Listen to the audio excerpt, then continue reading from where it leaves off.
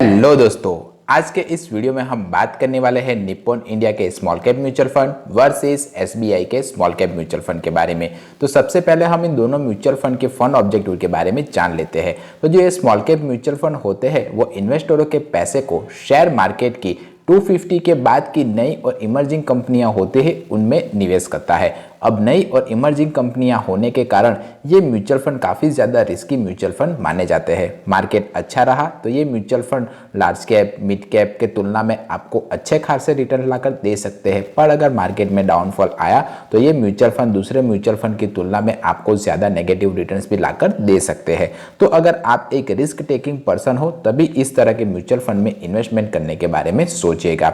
Number 2, Nippon India के small cap mutual fund का जो रेटिंग्स है वो 5 स्टार है, जबकि एसबीआई के स्मॉल कैप म्यूचुअल फंड की रेटिंग 3 स्टार है। अब हम इन म्यूचुअल फंड के पास्ट रिटर्न्स के बारे में जान लेते हैं।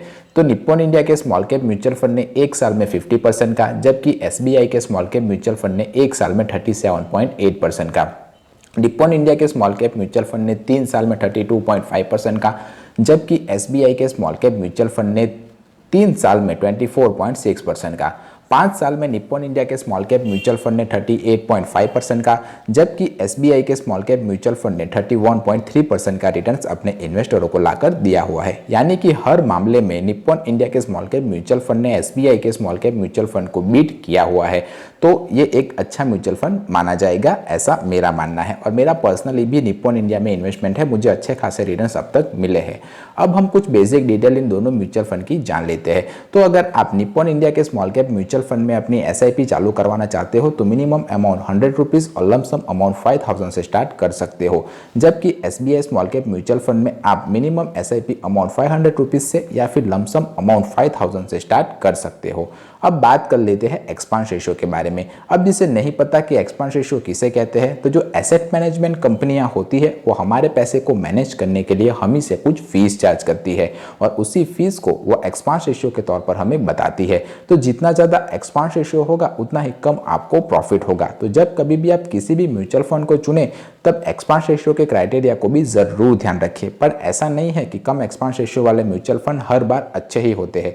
हमारा मेन फोकस रिटर्न्स के ऊपर होना चाहिए। अगर कोई म्यूचुअल फंड अच्छा खासा रिटर्न्स लाकर हमें दे रहा है तो उस केस में हमें थोड़े बहुत ज़्यादा एक्सपांस रेशियो देने में कोई दिक्कत नहीं होनी चाहिए। तो निप्पॉन इंडिया का एक्सपांस रेशियो 0.63% है, जबकि SBI small cap mutual fund का एक्सपांस रेशियो 0.65% है। अब बात कर लेते हैं एनएवी के बारे में। एनएवी यानी कि नेट एसेट वैल्यू, जिसकी वैल्यू हर दिन चेंज होती रहती है। मान लीजिए कि आपने किसी म्यूचुअल फंड में 1000 रुपीज़ इन्वेस्ट किए, तो 1000 डिवाइडेड बाय अगर आप एनएवी करोगे तो जो भी अमाउंट आपको मिलेगी उतने के यूनिट्स आपको अलॉट होंगे। मार्केट अच्छा रहा तो आपको कम यूनिट अलॉट होंगे और मार्केट अगर बुरा रहा और आपने कंटिन्यूस रखा अपनी इन्वेस्टमेंट को तो आपको ज़्यादा यूनिट्स मिलेंगे। तो इसीलिए मैं हर बार कहता हूं कि आप कभी भी किसी भी म्यूचुअल फंड में इन्वेस्टमेंट करें तो लॉन्ग टर्म के लिए कीजिए। लॉन्ग टर्म से मेरा मतलब है 5 साल 10 साल और उससे ज़्यादा के लिए, तभी कंपाउंडिंग इंटरेस्ट का इफेक्ट आपको अपने निवेश किए मनी पर देखने को मिलेगा।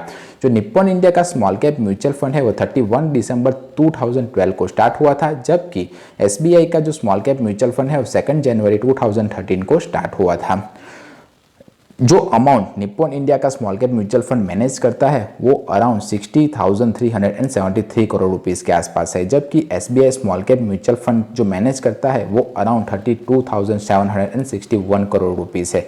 अब बात कर लेते हैं एग्जिट लोड के बारे में। तो अगर आपने एक साल के भीतर ही अपने निवेश किए पैसे को निकाल लिया तो आपको 1% का एग्जिट लोड चार्ज देना पड़ेगा। अब हम देख लेते हैं कि इन म्यूचुअल फंड ने इक्विटी यानी कि शेयर मार्केट में कितने परसेंट पैसे निवेश किए हुए हैं। तो निप्पॉन इंडिया ने शेयर मार्केट में 95.9% इन्वेस्टरों के पैसे को निवेश किया हुआ है, जबकि उसके पास कैश में 4% पैसा पड़ा हुआ है। जबकि SBI small cap mutual fund ने 93.3% पैसा इक्विटी में निवेश किया हुआ है और कैश में उसके पास 6.7% पैसा पड़ा हुआ है। अब निप्पॉन इंडिया के स्मॉल कैप म्यूचुअल फंड ने HDFC bank, tube investment of India limited, Kirloskar brother limited, Voltas transformer limited, Apar industry limited, Tejas network limited, Bharat heavy electrical limited, multi commodity exchange of India limited, Atlantis black India limited, state bank of India जैसी कंपनियों में इन्वेस्टरों के पैसे को निवेश किया हुआ है। जबकि SBI small cap mutual fund ने V guard industry, SBFC finance, CMC infosystem, Chalet hotel, Carborundum universal, Whirlpool of India, GETND India limited, Kalpataru project international limited, Finolex industry limited और ब्लू स्टार लिमिटेड जैसी कंपनियों में इन्वेस्टरों के पैसे को निवेश किया हुआ है। मिस्टर समीर रच निप्पन इंडिया के स्मॉल कैप म्यूचुअल फंड को मैनेज कर रहे हैं, जबकि एसबीआई के स्मॉल कैप म्यूचुअल फंड को मिस्टर मोहन लाल मैनेज कर रहे हैं। दोनों ही एक्सपीरियंस फंड मैनेजर है। अब जो निप्पॉन की एएमसी है वो 30 जून 1995 से कार्यरत है, जबकि SBI small cap mutual fund की जो एएमसी है यानी कि एसबीआई की जो एएमसी है 29 जून 1987 से कार्यरत है और ये भारत की नंबर 1 एएमसी मानी जाती है। कस्टोडियन यानी कि जो इन दोनों म्यूचुअल फंड के ऊपर नज़र रखता है, काम करता है, तो वो Nippon India small cap mutual fund के ऊपर डस्टेक बैंक नज़र रखता है, जबकि SBI small cap mutual fund के ऊपर SBI SG global security service private limited नज़र रखती है। अब केफिन टेक और कैम्स ये दोनों ही जो कागजी काम है और एप्लीकेशन के काम है, ये दोनों इस केस में मैनेज कर रहे हैं। तो आप कभी भी किसी म्यूचुअल फंड में इन्वेस्टमेंट करते हो तो आप केफिन टेक के थ्रू ही आपको मेल आता होगा या फिर कैम्स के थ्रू मेल आता है। मुझे कमेंट करके बताएं कि आपके पास किसके पास का मेल आता है। अब हम इन म्यूचुअल फंड पर लगने वाले टैक्स के बारे में बात कर लेते हैं। तो अगर आपने 1 साल के भीतर अपने निवेश किए हुए पैसे को निकाल लिया तो आपको 20% का short term capital gain tax देना पड़ेगा, और अगर आपने 1 साल के बाद अपने निवेश किए हुए पैसे को निकाला तो आपको long term capital gain tax 12.5% का देना पड़ेगा, और उसमें से भी आपको 1.25 लाख रुपीस का अजम्पशन मिल जाएगा उस फाइनेंशियल ईयर के लिए। एग्जाम्पल के तौर पर अगर आपने 5 लाख रुपए किसी म्यूचुअल फंड में इन्वेस्टमेंट किए, 5 लाख के सामने आपकी जो अमाउंट आपको मिली वो 5 लाख का आपको प्रॉफिट हुआ, तो आपकी टोटल अमाउंट हुई 10 लाख रुपए। तो सबसे पहले उस 10 लाख में से आपकी इन्वेस्टमेंट अमाउंट बात कर दीजिए, यानी 5 लाख आप बात कर दीजिए, तो आपके पास जो बची हुई रकम है वो 5 लाख है। उस 5 लाख में से भी आपको 1,25,000 का अजम्पशन मिल जाएगा, और बाकी बची रकम पर आपको 12.5% का long term capital gain tax देना पड़ेगा। वीडियो पसंद आया हो, इन्फॉर्मेटिव लगा हो, तभी इस वीडियो को लाइक कीजिएगा, चैनल को सब्सक्राइब कीजिएगा। कोई क्वेश्चन या क्वेरी हो तो मुझे कमेंट करके आप बता सकते हो। मिलते हैं अगले वीडियो में, तब तक के लिए बाय बाय।